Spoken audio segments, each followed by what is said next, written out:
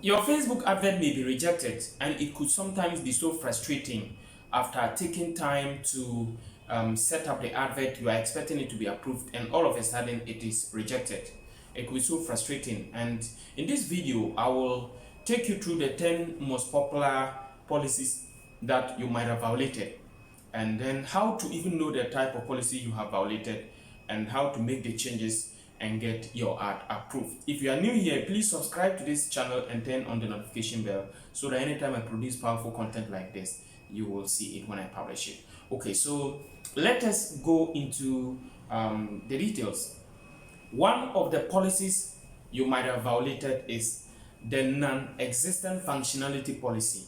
Okay, so the non-existent functionality is a policy where if you take a screenshot or if you have a design where there are clickable buttons in it, the algorithm will not accept it. What does that mean? Let's say you are having a design, a flyer or a video where there are buttons there like a video play button or a forward and backward buttons, or it's a screenshot where the forward and backward buttons are there, or a play button, a button that is clickable but it's not actually clickable, like the like button, and especially if it is positioned in a way that will make people think it is clickable while it is not clickable. Please take notice of that. So you should not violate the non-existent functionality policy. If you have an image or a design, or if you take a screenshot, if it's a screenshot, crop it to remove unnecessary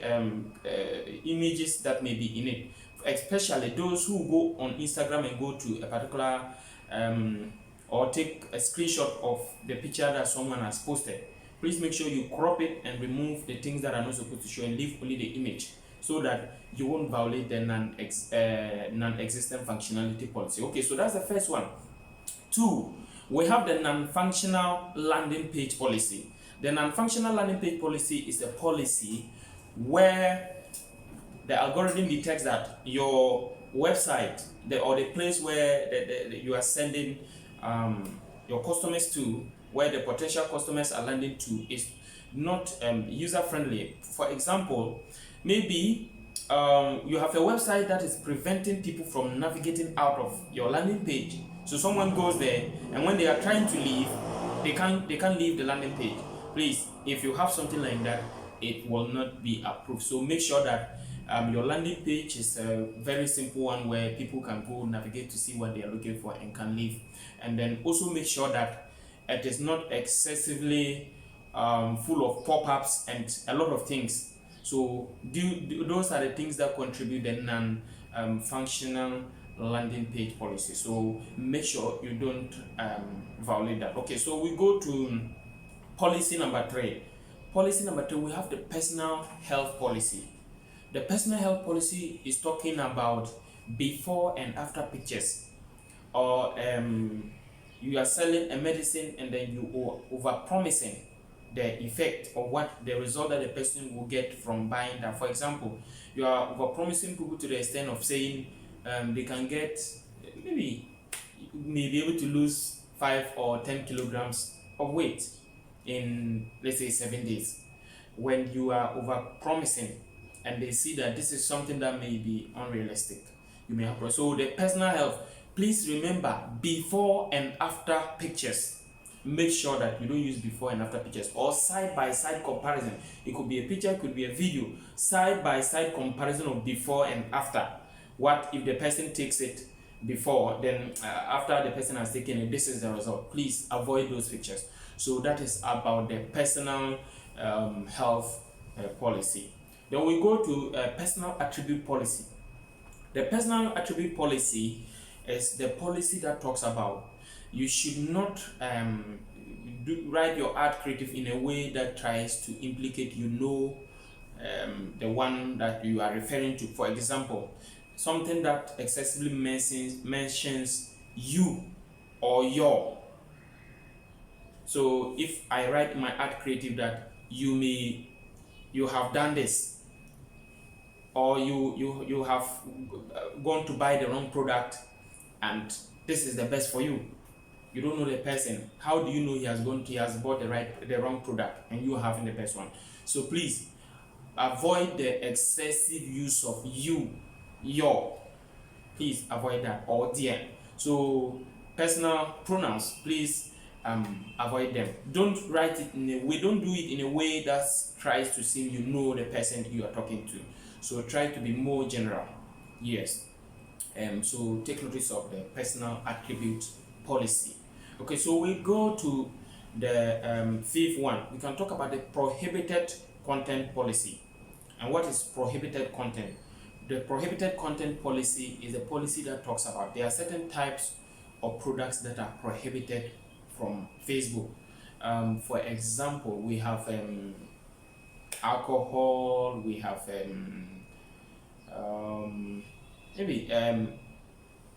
prescription drugs, alcohol, prescription drugs, we have ammunition,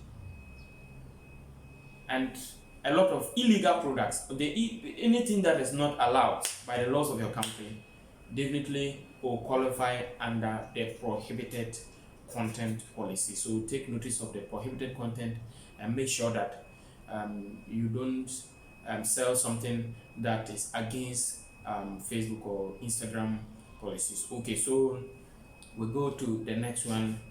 We have the brand asset policy. The brand asset policy is a policy that's a safe one, and what Facebook says about it is that they don't want you to excessively reference Facebook or Instagram or any of Meta's trademarks. So when I say Meta, I mean Facebook or Instagram trademarks. Don't use them in a way that makes it the most distinctive feature of your advert. So even if you're doing a design, please be careful and make sure that you don't make it the Facebook logo the most distinctive thing. Don't abbreviate them in certain ways, or don't change the colors of the Facebook or Instagram logos in your own ways, or don't indicate any of like the Facebook like button or the reactions buttons. Don't use them and then cut part of them. If you do that, you may be violating the brand asset policy. So take notice of that. We can also talk about the adult products or services. That's the seventh one. Adult products or services. So we're talking about adult products or services. We are talking about selling sexual related content, sexual enhancement drugs, nudity. So if you are selling something that is sexually exploitative, so for example, you are selling penis enlargement drugs and then vaginal tightening creams, it will not be approved. So please make sure that if you are selling something that falls under any of these, they won't approve it, or you have to find a way to disguise it and not let them know. But also be careful, because if you disguise something that the algorithm detects, it may refuse to approve your advert. Then we can talk about the eighth one. So the eighth policy you may be violating is the third-party infringement or fake products. So we have a situation where you may be selling an item from maybe you are selling a particular item that is not from the original manufacturer of that product. So for example, most companies in China or maybe Turkey may produce products with logos or trademarks that are not from the original manufacturer. I have experienced a lot of those situations for some of my clients where someone is selling a Gucci bag, but it is not from the original Gucci company, or not, the bag is not actually from Gucci. Yes, it is manufactured by a certain company who want to leverage on the brand reputation of Gucci. Someone is selling Adidas, but it's not from the original Adidas company. So someone is selling Louis Vuitton shoes, but it's not from the original company. Now Facebook, their system is able to detect third-party infringement. If you are selling products that are not from the original manufacturer, the system can detect. And when the system detects, you may be in trouble, because if it detects you selling a fake product, even any other product you try to set, it will reject it. So take notice of that. So make sure that the product you are selling is from the original manufacturer.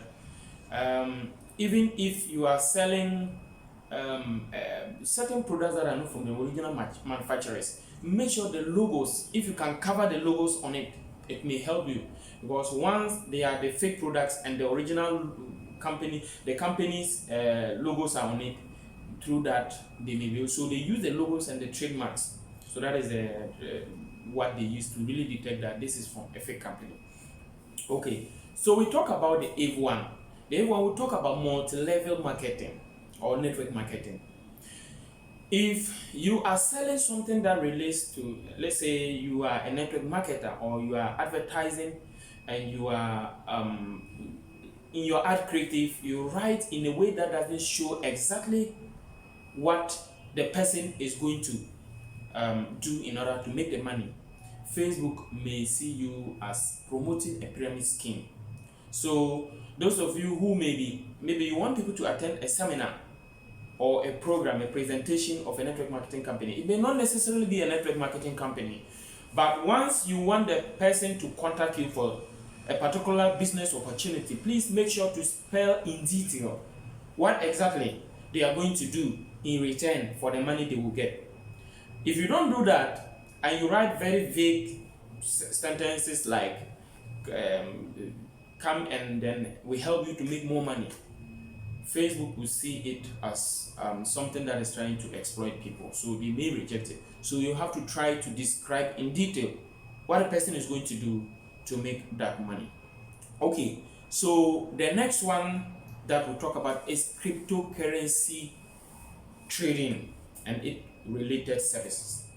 If you are selling something related to cryptocurrency, it is forbidden according to Facebook. So you have to make sure that in fact, it is allowed in a way, but you have to write to them, and then if you write to them, they may allow you to be able to sell it, but within certain confines. So cryptocurrency is not allowed unless you have a permission from Facebook, and that permission you must fill forms and then follow up, apply for the permission, and when they grant you that permission, then you will not be disabled. So make sure that you follow these.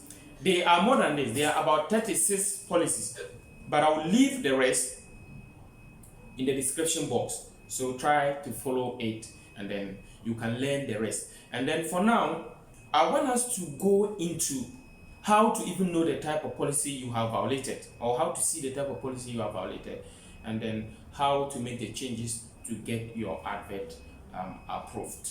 Yeah, so let's go into the computer. Recording in progress. Okay, so to be able to know exactly the type of policy I have violated, you first of all come to the ad manager. So when you come to the ad manager, you see campaigns, ad set, and ads. You come to the ads, because mostly when the advert is rejected, what you have violated will normally be at the ad level, where the problem is in your primary text or the video or the picture you're using. So you will come to, for example, under the ad, when I go down, I will see a few ads that have problems. So for example, this one, there is a delivery error. So I'll click on it, and then as you can see, they are saying your ad account is disabled. You can't perform the requested action because your ad account is disabled. Okay, so this one, actually my account, I have changed the time zone of my current ad account. So they had to deactivate it and then create a new one with a new time zone. So it's not actually disabled, but because I have changed a time zone. Now, whatever problem you have will always be shown here.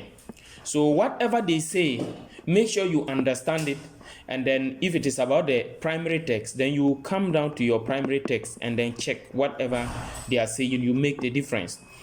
Then if that problem has to do with your picture or video, you come to check your video or your pictures and then make the change if the problem has to do with the picture or video you are using.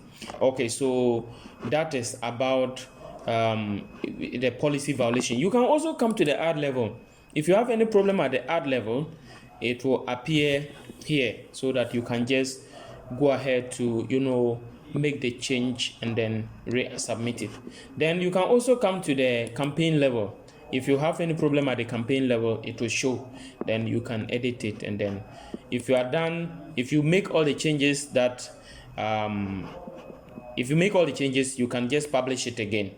Or in some cases, you may need to even delete the ad or the ad set and recreate a new one, because the system may still take the old information. Even if you edit it, the system may still use the old information to reject it. So sometimes I recommend you delete it and then you reset it. Okay. You can also come to the account overview section, where you can check if you have violations. It will show here. So this one, for example, probably, actually, as I told you earlier, what I showed you was not a violation. If it was an actual policy violation, it will show here. You will know the policies are violated. You will see my campaigns that are rejected, and see all the number of those that have been rejected and how many times I've violated all the policies that will be listed. But because I have not violated any policy, that is why you are not seeing it here. Okay, so you can also come to account quality. You can go to account quality and check if you have if your page is restricted, or your ad account, or if there's any problem under account quality, you will also see that as well. So under account quality here, if you have any violation or any restriction, it will show here. You can see everything here. Okay, so for that one, there's no restriction here. Okay, you can also go to the advertising policy. So when you type Facebook advertising policy, it will come. So you click on this one, and then you can see everything. All the policies are here.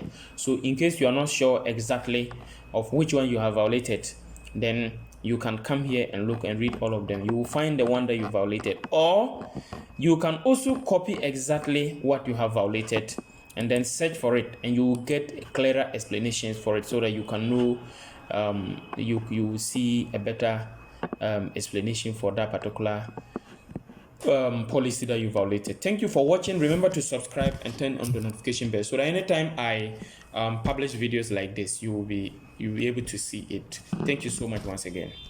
Yeah.